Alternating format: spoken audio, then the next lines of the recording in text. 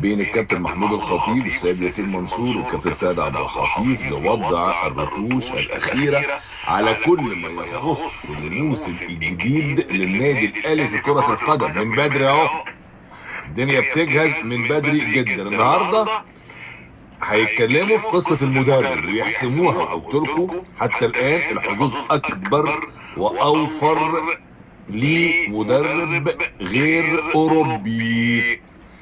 مش هقول لكم التفاصيل، انا من يومين قلت هذا الكلام، ناس جريت قالت اسماء، اللي قال فلان ولا قال علان ولا قال ترتان والكلام ده، لكن هديكم كافه التفاصيل لما الاهلي ياخد القرار.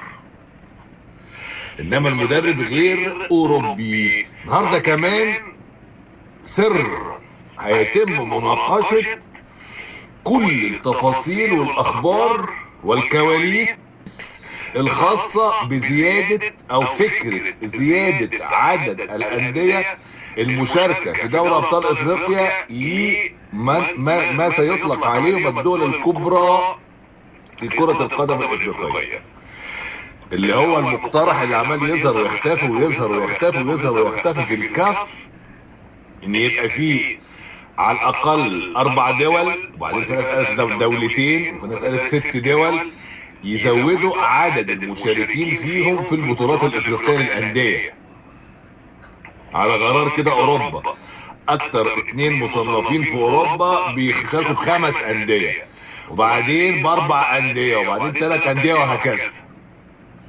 فهنا عايزين يعملوا هذا الكلام ده كله عشان ايه؟ في انديه كبيره مختفيه عن دوري ابطال اوروبا، زائد تعظيم ايرادات دوري مختفي عن دوري ابطال افريقيا، زائد تعظيم ايرادات بطوله دوري ابطال افريقيا. فالاهلي عنده تفاصيل. خدوا بالكم الكابتن محمود الخطيب عضو بارز في لجنه الانديه الافريقيه في الاتحاد الافريقي، بس ما حدش واخد باله، ما حدش واخد باله من الحته دي يعني. فالنهارده هيتناقش هذه الكواليس اللي بيبقى مشارك فيها بشكل مباشر المهندس هاني ابو ريده، ومشارك فيها بشكل مباشر السيد فوزي الاقجع رئيس الاتحاد الافريقي، والاثنين ليهم علاقه قويه بكابتن محمود الخطيب.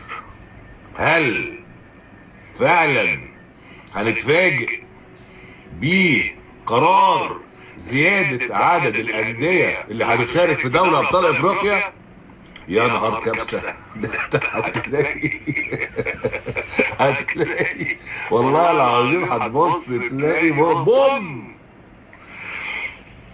خد بالكم الناس بتاخد بعض الكلام بتهريج، الكلام ده احنا بنقول افيهات وبتاع، انما هو الكلام بجد.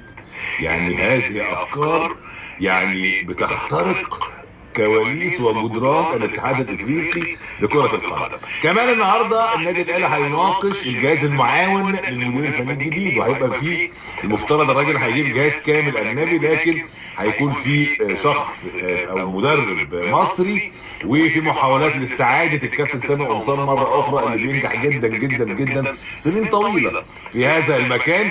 كمان ممكن يبقى الكابتن محمد شوقي، لكن طبعا تجربته الناجحه مع زد يمكن تحول دون ذلك. كمان هيتم مناقشه او فتح ملفات اللعيبه اللي ماشيه واللعيبه اللي قاعده والمعارين اللي راجعين، وفي ناس يعني ضمنت انها لازم ترجع زي محمد عبد الله وزي كباكا، في لعيبه كتير هترجع المفترض من اللعيبه اللي بارزه جدا في الدوري المصري. وهيتم مناقشه بقى ملف مهم جدا انفجر امبارح لما حاجته حسين الشحات. حسين الشحات لم حاجته من اوضه اللبس، وتصور كذا صوره في استاد مختار التتش ونزلها على السوشيال ميديا ومع بعض الموظفين والعمال وما اعرفش ايه. فالناس اعتبرت ان ده ايه؟ اذان بالرحيل، ان حسين الشحات بيودع القلعه الحمراء وبيودع النادي الاهلي بهذه الصور، على اعتبار انه خلاص عقده انتهى من نهايه هذا الموسم. حتى الان مفيش اي ملامح للتجديد. هو طالب رقم يعني 50 مليون، وبعدين نزلت ل 45، وبعدين قد تصل ل 40. النادي الاهلي عرض 20، وبعدين وصلها ل 28 بالاعلانات بكل حاجه. الكلام ده هيتحسم المفترض هيتناقش النهارده ويتحسم على بدايه الاسبوع المقبل موقف حسين الشحات بالكامل. ناس شايفه في النادي الاهلي انه ضحى كتير عشان خاطر يجي يلعب في الاهلي شايف ان هو كمان ضحى انه دفع 5 مليون دولار في صفقه حسين الشحات من نادي العين، والرقم كان كبير جدا. مش متعود النادي الاهلي يدفع الارقام دي في اي لعيب على مدار تاريخه، في حين انه وحسين الشحات كان لازم يقلل مرتبه عشان يقدر الاهلي يدفع 5 مليون دولار. يعني هي مش قصه تضحيه بقدر ما هي قصه رغبه من الطرفين اثبت فيها حسين الشحات ان هو عايز يلعب بالنادي الاهلي باي شكل وقت ما جه من نادي العين الاماراتي. لكن دلوقتي حسين الشحات في اخر تجديد له نادي بيراميدز، عشان بس الناس اللي بتربط بيراميدز بحسين الشحات انسى هذا الكلام. بيراميدز مش في دماغه خالص ان يضم حسين الشحات، لعيب كبير، لكن مساله السن دي فارقه مع بيراميدز انه عايز جناح يكون سنه اقل زي زيكو عنده 29 سنه لما جابه. دلوقتي في كلام مع مصطفى سعد ميسي اللي كان في النادي الاهلي، كان في سيراميكا وراح النادي الاهلي وبعدين راح زد انتقل نهائي، كان اعاره الاول ثم انتقال نهائي. دلوقتي بيراميدز بيفكر يضم من زد مصطفى سعد ميسي، وضم السنه اللي فاتت زيكو من زد وقطه، كان من كل دي لعيبه من زد. قدر بيراميدز ان يقوي نفسه بيهم في هذا الموسم. كمان كوكا من ضمن الصفقات اللي هتناقش. كوكا يعني مشروع لعيب كبير، هو لعيب كبير طبعا ولعيب جوكر، والاهلي رفع عرضه قد يصل ل 20 مليون جنيه كعرض نهائي بالنسبه لكوكا. وكوكا لسه صغير عنده 24 سنه، فحتى الاهلي منتظر موافقه كوكا والوكيل بتاعه لاجل الاتفاق النهائي.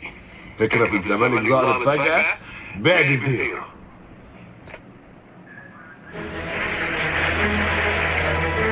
What makes a place unforgettable?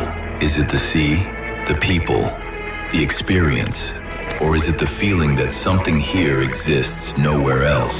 For centuries, the Mediterranean has drawn the world to its shores, and now, on a different horizon, a new story begins. South Med. From the moment you arrive, everything feels different.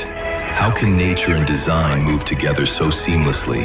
Why does life here feel more connected to the sea? What makes this place feel so ahead of its time? Here is a place that dares to stand out. Different by design, different in every detail. How is the beach different? It comes alive in a new way through world-class beach clubs, bringing a new energy to the coast. What makes the marina unlike anything else? It stands in a class of its own, set to be the largest international marina on the Mediterranean. What about the lagoon? It creates an entirely new way of living by the water, where calm waters flow through everyday life. Along the promenade, life never stops, with waterfront residences, fine dining, boutiques, cafes, and nightlife all woven into one vibrant experience. Even golf feels reimagined. The course ends where the water begins. Here, hospitality reaches another level, shaped by world-class services, with 4 seasons at the heart of the experience. And the residences break away from the expected, from beachfront villas to sea-open chalets and marina homes, all designed around the sea. This is not the Mediterranean you thought you knew. This is South Med, a new Mediterranean story. South Med, by TMG. It's different. هاينز عاملين طعمين هوت صوص جداد، سراتشا وسوماترا. شطشطه بطعم جديد، يعني سراتشا مع الشوي هتدوق اختراع. تدوق السوماترا من حلاوته هتهرهر على التيشيرت. هتسالني يعني ايه سوماترا؟ هقول لك معرفش. بص على الشباب وانت تعرف، بس شكله طعم اسيوي اسطوري، يعني النودلز هتغرقها سراتشا. نقطه قطمه نقطه قطمه معاك في الشنطه وانت مسافر، مش هتسيب نقطه. سراتشا وسوماترا هوت صوص من هاينز، شطشطه بطعم جديد. يعني ده القيد بيتقفل، القيد اتقفل مرتين، يعني صيف وشتاء، وازمه بقت يعني محاصره نادي الزمالك. القصه بتاعت القرار، افصل بين ان صلاح مصدق ده القرار بتاعه والغرامه اللي الزمالك هيدفعها له 800 مش عارف و8 ولا 60 الف دولار حاجه كده، وبين الموضوع انه الزمالك اتقفل له القيد حتى لو سدد كل الفلوس اللي عليه صيف وشتاء فترتين القيد.